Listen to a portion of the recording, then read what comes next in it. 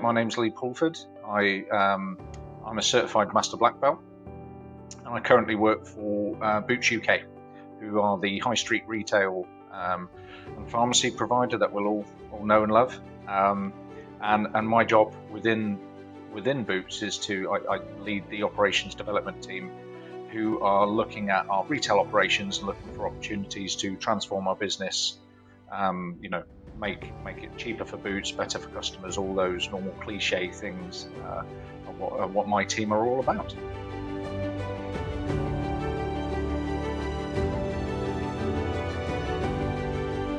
I'm an avid runner. I haven't been doing it quite as often over the lockdown, because I always seem to have a competition out there. So I did the London Marathon, and then I was doing the Brighton Marathon when all the lockdown came. So all that training had sort of been parked at the last minute.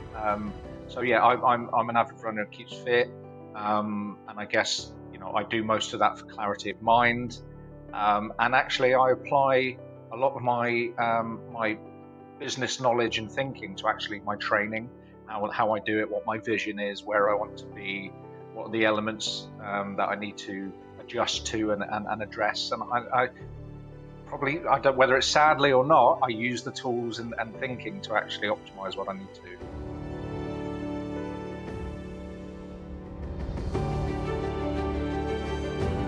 Yeah, so I work for Johnson & Johnson. I started with them, it must have been about 2008, and I joined the planning division, so within the procurement and planning function.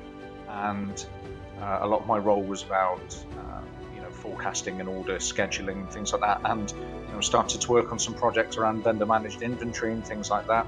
And it's things that I'd done before but never really applied it to any sort of methodology.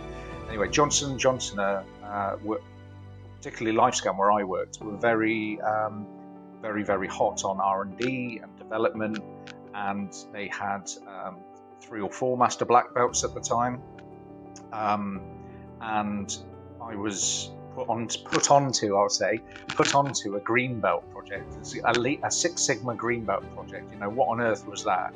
I'm a busy man, what am I doing this for? Sort of thing, and how's this really going to help me? So I was probably, I wouldn't say that I was one of the negativity people. Then you can find that join some sessions because they're put onto it rather than elect to be on it.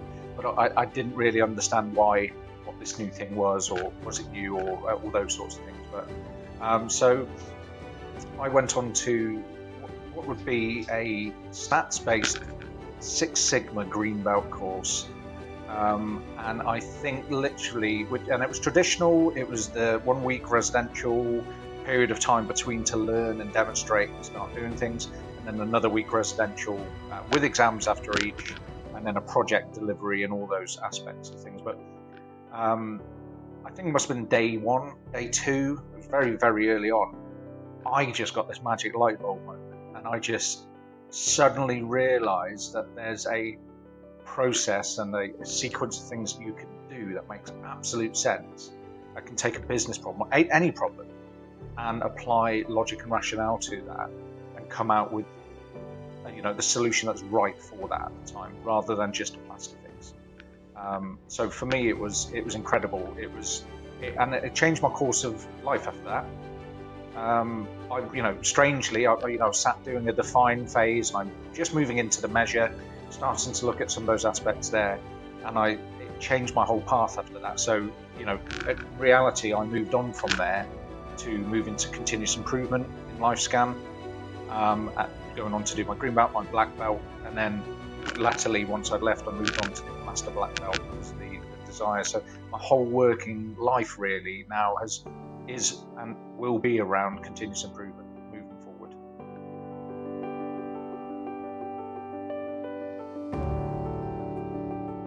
So I had the light bulb moment where this suddenly all made sense, and I could go back to my day job, and I could start applying the principles and the thinking to what I was doing. And I think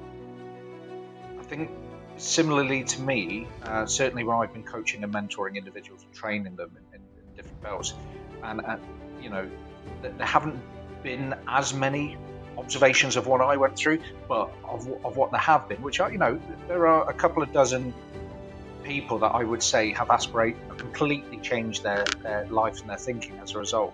But it's when they have that light bulb moment, that realization that they don't need to continue doing the things that they've always done. There are better ways to do this, and even if they have failed before, there are other ways to approach the problem to come up with a better solution and a better workaround. Too often I've seen people, particularly in my current employer with Boots UK, who have been doing things the same way for many, many years, and actually, things that they've not been successful with before. I would say that there's probably a tendency that people would shy away from trying to approach that problem again, or come at it with different thinking, 10 years later. But actually, there isn't a problem that you can't face into and come out with some incremental change that will help transform the business.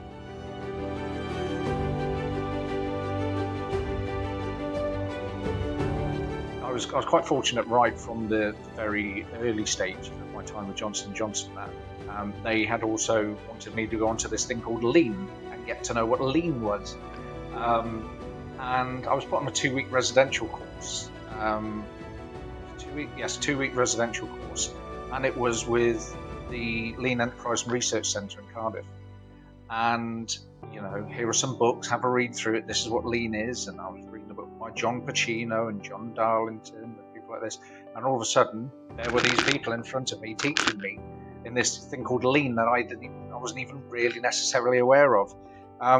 So I think I was very fortunate quite early on that I worked for an organisation that really invested time in Lean, Six Sigma, CI, whatever we wanted to call it, whatever is their appropriate name to call it. So I got a really good introduction early on to the people that wrote the books, had done the reviews and the assessments. So I was a little in awe, actually. So it was something to aspire to straight away. And I think going through my training with Johnson & Johnson, I'd probably have to say there were some really good quality master black belts who made it fairly intuitive. What was a complex thing to learn, were fairly intuitive. They made the training really, really interesting, and helped you embed some of this learning, and sort of gave you that time when you didn't quite understand that. And then also they would provide you with technical mentorship as you were going through the training. So the main thing that's inspired me made me spur me on and get going is when I've turned the negative person around in a room to seeing the way and being able to, and there's immense satisfaction in that, to turn an individual who's quite negative into quite a positive advocate of this and actually become your biggest driver within the operation of transformation. So I'd say more latterly it's more the people I'm coaching and working with or working alongside, and then either enabling them or showing them a new way of looking at something, whether I'm coaching them, training them, or just working beside them. That's my inspiration now, is the spreading the word, getting people to be able to, he's got his Lean glasses now, I'll move on to her next and see how we can move that thing forward.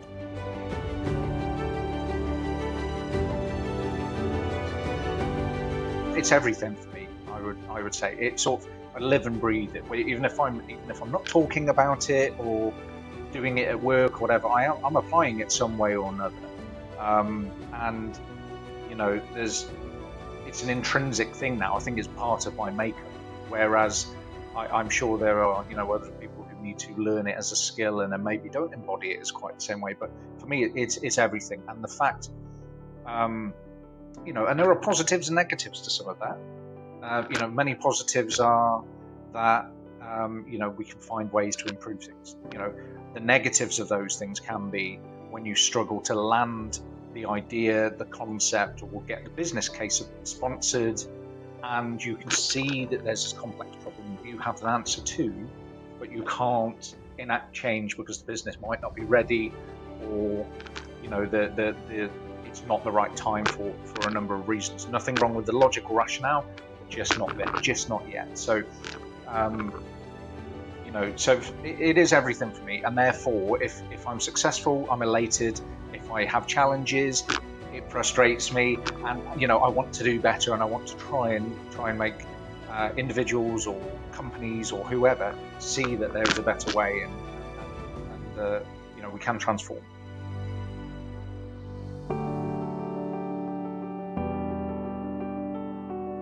I'm really fortunate, as I said, that I've been down the Lean path, I've been down the Six Sigma path, I've then been down the combined route of Lean Six Sigma. I've done systems thinking, and thinking about connectivity and in the interconnectivity of things in the world, and how our ecosystems and all that affect each other. So bringing all of that together allows me to look at very, very complex problems in businesses and actually simplify them in my own mind.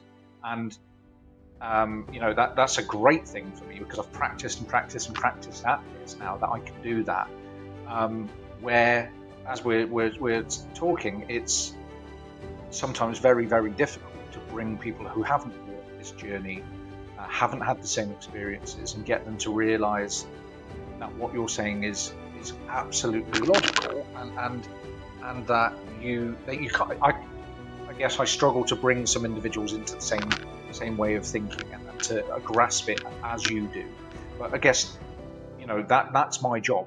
My job is to take that business problem, turn it into that statistical problem, find a statistical solution, and then turn it back into a practical business solution. That's what I'm really here to do, if you like. Is take that complexity away.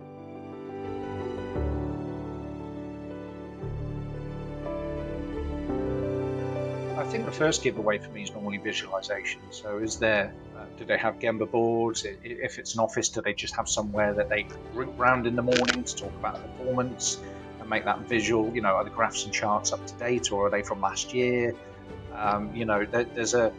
You generally, if businesses where I've seen Lean Six Sigma, continuous improvement land well, it's normally evident that they are performing that. There's either a celebration board on the way in where you're talking about the projects and what they've managed to achieve through their CI.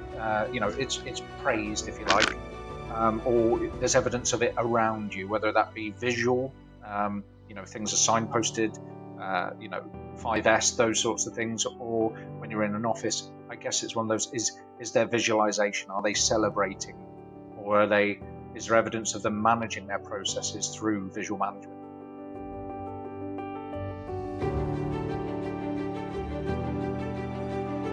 Absolutely, yes. So I'm a major advocate of people going on this journey.